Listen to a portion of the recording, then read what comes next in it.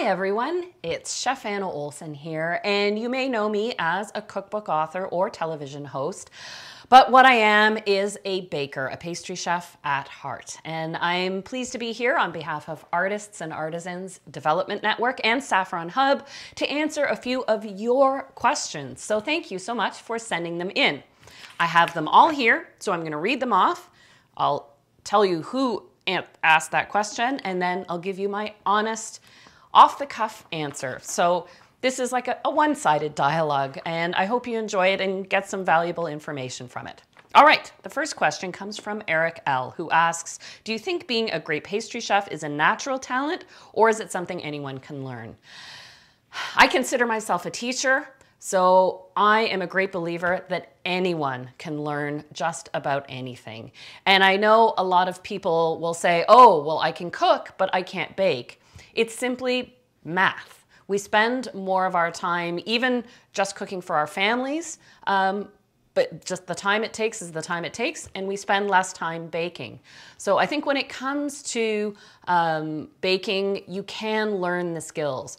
What does take practice and your own personality shows through is with decorating. Decor work, whether it's finishing cakes, assembling macarons, visualizing plating on a restaurant-style dessert, that does take practice, just like learning to paint or draw or take photographs.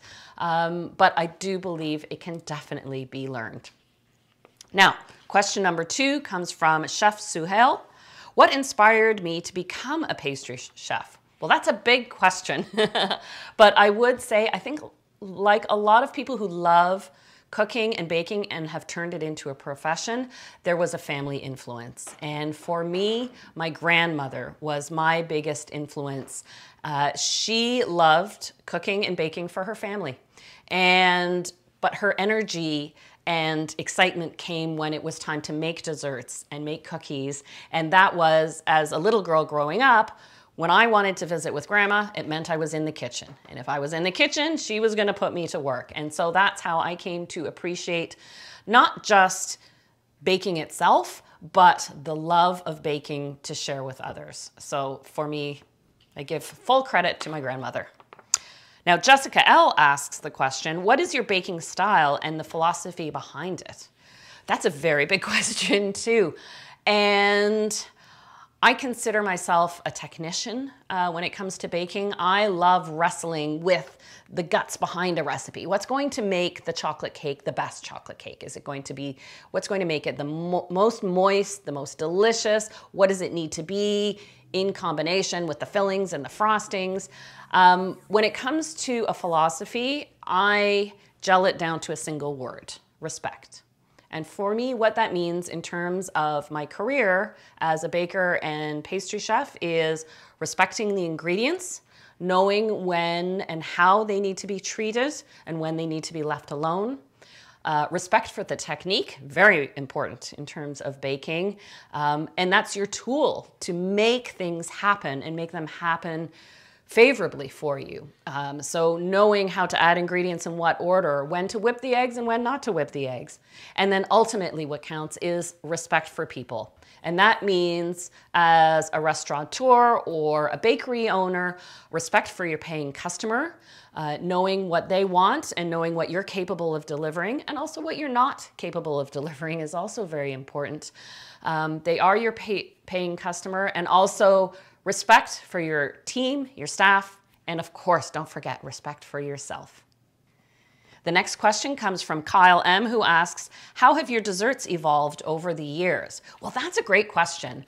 When I was a restaurant pastry chef, I was focused on plated desserts, and it was easy enough to create a composition where you had your dessert element, your sauce, your accents, your garnish. You could really build taste and texture and a sensory experience through plating. Now, when I opened a bakery, it changed so much more because I had to be able to deliver a dessert that was self-contained and complete in one item. A cake that had all the taste and texture and visual appeal of a plated dessert, but yet it was out of my control how it was served. And in terms of cookbook writing and television and showing recipes on social media, which all of you do, it takes that eye, that sense of packing in visually all those characteristics of taste, texture, smell, and sight, even sound, in a single photograph or image, or using descriptive adjectives. So I know you face that all the time.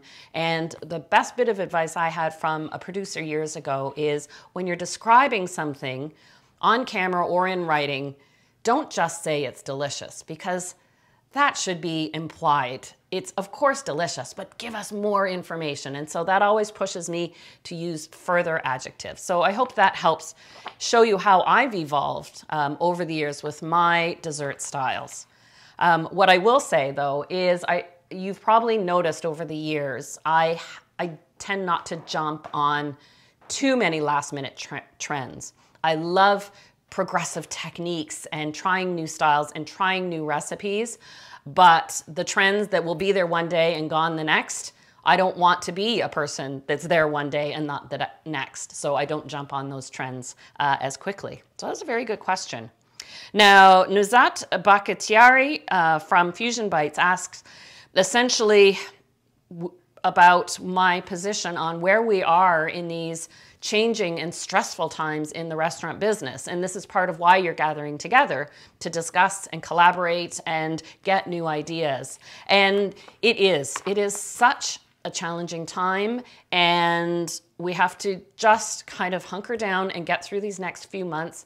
The happy thing is we're not in March 2020. This is January 2021. There is hope on the horizon. Do I think the way we dine out has changed forever? I think it has. And I think we will have to adapt. And my thinking is, and this is in part because my husband is a chef professor at Niagara College and is teaching the up-and-coming group of employees, chefs, and managers. They are going to be our hope because they know nothing other than this state. And so with fresh eyes and fresh energy, we are going to be able to take where we are now and see the future and be able to adapt. I think as challenging as this time is, we've proven that we can pivot and adapt. And so with a fresh start, I think we can continue to do so. And takeaway dining is forever changed now, and it's going to be a part of just about every restaurant. I can't imagine. Where we have to get smart is when it comes to our efficient packaging, isn't it? Got to work on that one. So very good question. Now, Seema S asks, would I consider myself an artist? I would say, I'm going to back up to what I earlier said, I don't consider myself an artist. I consider myself a technician because I like to get into the gears of how a recipe works and how ingredients work and try and make the best recipe possible to share with you, so that if you choose to be the artist, you've got the foundation of a great recipe, and then you can use your self-expression to decorate it, finish it, prepare it, and present it as you wish. Now here's a question from Troy L, who asks, what trends am I seeing in pastry today, and what am I most excited about? And what is the one food or pastry trend I would wish would just go away? Let's talk about the ones I love right now. Because I'm seeing home bakers embrace baking, I am not seeing, fortunately, a shortage. I don't think that's going to impact the bakery and baking business just because people are baking more at home. They're exploring now, they're interested. I think home bakers are really appreciating how much work goes into baking. The first time you make a loaf of bread in your life, you realize it may be simple, but it's not simple to make. So one of the industry trends I'm loving right now that is actually extending into the home baking category is laminated doughs. And for so many years, we relied on pre-prepared puff pastry and pre-made croissants to get us through our business. But I love that there's a focus and attention and an interest in revisiting that classic style of pastry preparation. So whether you're making puff pastry, croissant, if you're getting kooky with the cronuts, I'm actually experimenting with laminated brioche these days. And then the sort of offshoot pastries like kouign-amann, which is basically a croissant, but the last fold is done with sugar. So you get that crystallized caramelized sugar on the outside of a kouign-amann pastry. I just love and respect the technique, the method, and then the end result you get from that. And the one thing, I'll be honest, that I wouldn't mind if I've had enough. They're pretty, they're lovely, and every 7-year-old absolutely adores a unicorn cake, but I'm looking forward to when we move on to whatever that next thing is. So what are you going to make it be? All right, another question from Julia R. Was there anything that I thought I wanted to do before I started as a pastry chef? Well, that's a very good question to ask, Julia, because being a pastry chef was not my first career path. I studied political science in university, and even though my grandmother was my key influence, baking and cooking was such a part of my life and my passionate hobby that I never considered it as a career until after a few years, after I graduated and worked in banking, that I realized what made me happy was baking. So it was a little tougher than erasing that middle letter N, but I quit banking, went to cooking school, worked in the industry for a while until I worked my way up. And when it comes to cookbooks and television, that was not an intended path.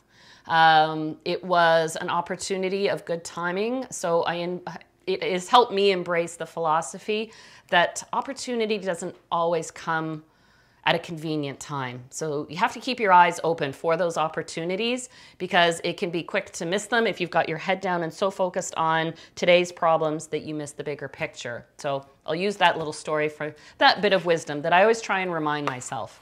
And the other thing, our sort of family philosophy is no is not an answer. You always say yes if you want to do it. Well, actually, it comes down to why not? If you want to try something new, why not? So long as it's not going to hurt you or others financially or physically, even if you're unsure or nervous about it. I mean, people in the hospitality industry are used to taking some risks. So, you know, you have to weigh them carefully and go back to that philosophy of respect. But with that, that helps you, I hope, make some good decisions as we are in these changing times, but potentially in a few months, wouldn't it be nice to say within 6 months, we'd be looking at new and exciting opportunities coming down the way. So I prefer to look ahead, not look behind. And I'm going to take this last question. Which is the dish I've created that I'm most proud of and why? Well, that's a fun question. It comes from Alexa P.